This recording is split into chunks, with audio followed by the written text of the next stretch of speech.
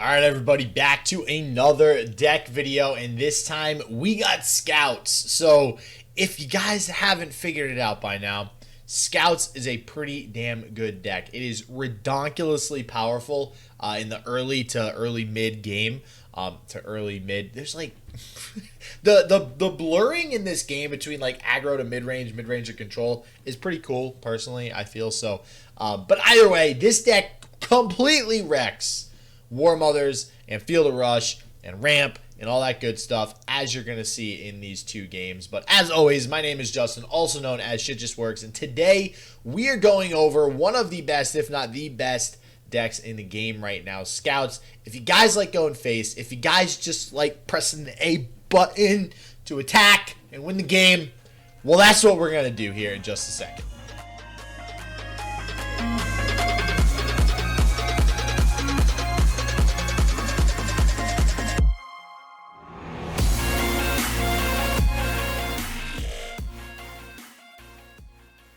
Alright everybody, so as always, we're going to go through the good old deck itself first, followed by two games, and I want to, so there's a lot of ways to play this deck, okay? It's Scouts, it's Demacia.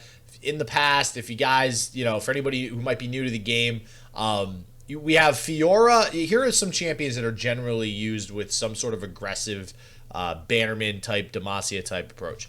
Lucian, Fiora, Misfortune, Garen has been used in the past as well, and then we have Quinn, right? So lots of different choices here. That's actually just between Demacia and Bilgewater. So there are some other champions outside of these two regions that have been used in the past, but generally speaking now anyways, that's what you're going to see. It's usually paired with Bilgewater because of good old Misfortune. Now, Misfortune. I went a while back when we were casting a lot, it was kind of hard to actually level up a Misfortune. Well, let's just say now it is not. There is a pretty good shot you're always going to get Misfortune level by turn 5, as ridiculous as that seems, and that's kind of what this deck wants to do. You want to level her by turn 5. That way on turns 5 and 6, you're getting at least 1 or 2 attacks off with Misfortune herself with that, that 3 damage effect. So that's kind of the goal with this deck, and that's why it's so ridiculously good right now. If you look, couple cards of note. So I honestly, listen, I can explain the crap out of Demacia, right? But there's a reason why this deck name is 1 + 1 = 2. Because generally speaking, you match the number on the card with the turn that you're playing it, and you're good to go. But couple things here. Shell Shocker. You can see there's a couple of these in here. I actually might switch this back to 3.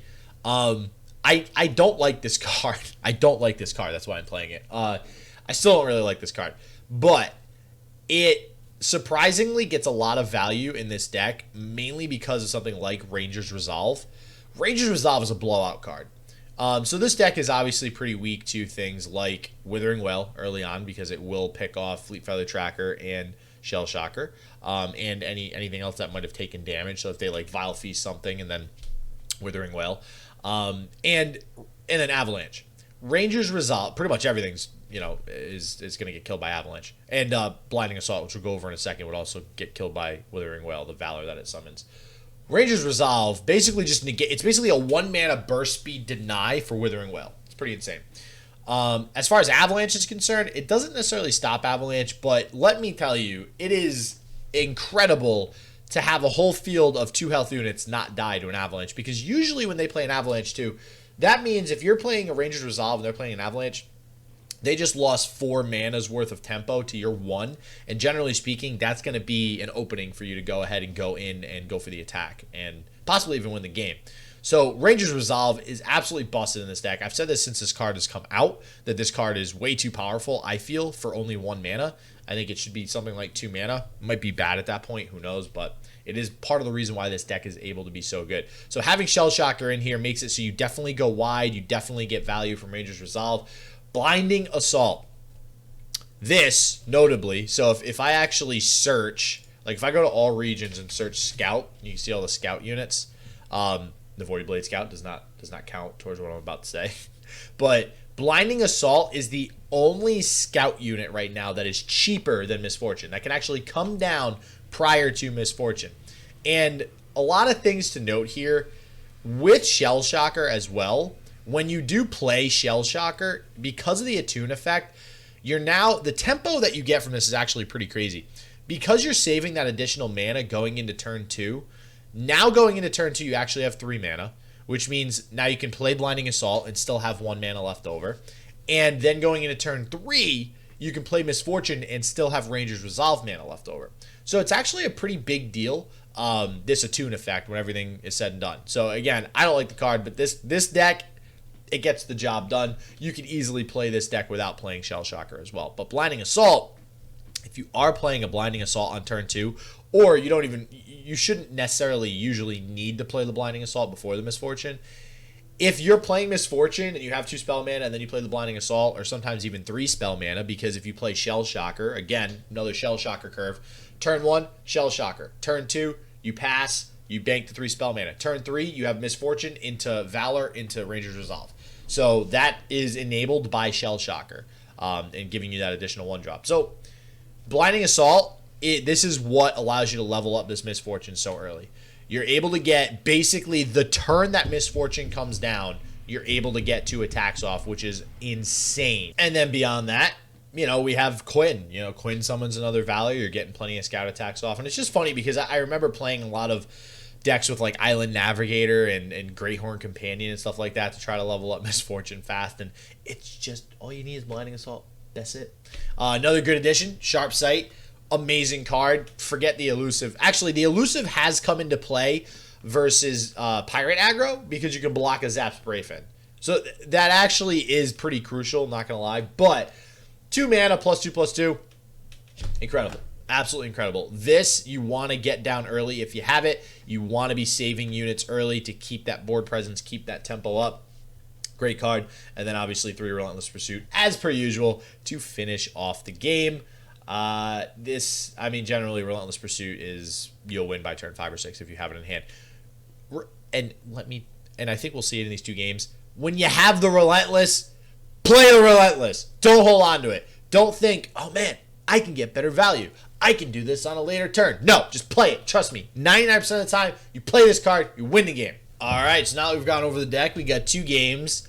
Both ramp decks, right? So we have a Trundle, Aurelion Sol, and I think we have the typical kind of Warmothers or Field of Rush, Trundle, Tryndamere a little bit later as the second game. But you're going to see how absolutely nuts busted this deck is against things like Warmothers. And with everybody playing Warmothers, with everybody playing, Field of Rush, all these big decks with big old, followers and champions with Rearing Stones and all that crap to get you more mana fast. Yeah, it's just, it is the best choice.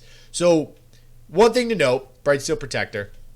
Another great curve, actually, is if you have the attack token on turn 2, you play Fleet Feather on turn 1, then when you get the attack token, you play Brightsteel, you can trade up with the Fleet Feather. So that's definitely a very common interaction. This Brightsteel, however, it feels unfortunate because we have 3 Brightsteel in hand, right? But we know with what this person's playing as far as the deck is concerned, it's ramp. We need to push as much damage as possible, which is why we saw that Brightsteel just come down naked just to push the 3 damage. Unfortunately, this stinking Kindly Tavern Keeper.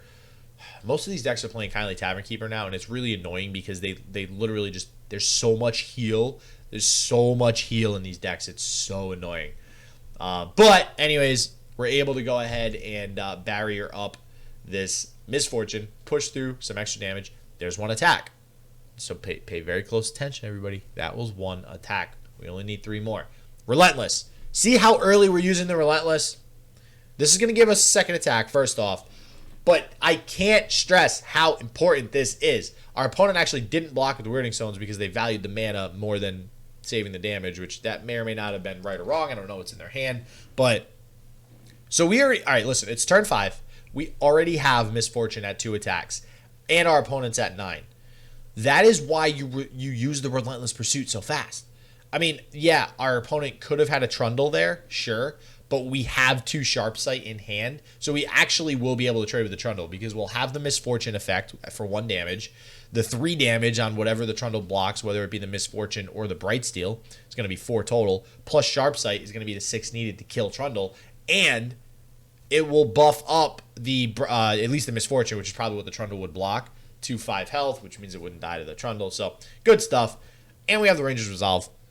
So the thought process here, because we're sitting on Ranger's Resolve, let's say our opponent has an Ice Quake. That's the absolute worst. Like, usually those aren't main deck, so the only worry would be if there was a Trundle on the field, that would be a thing.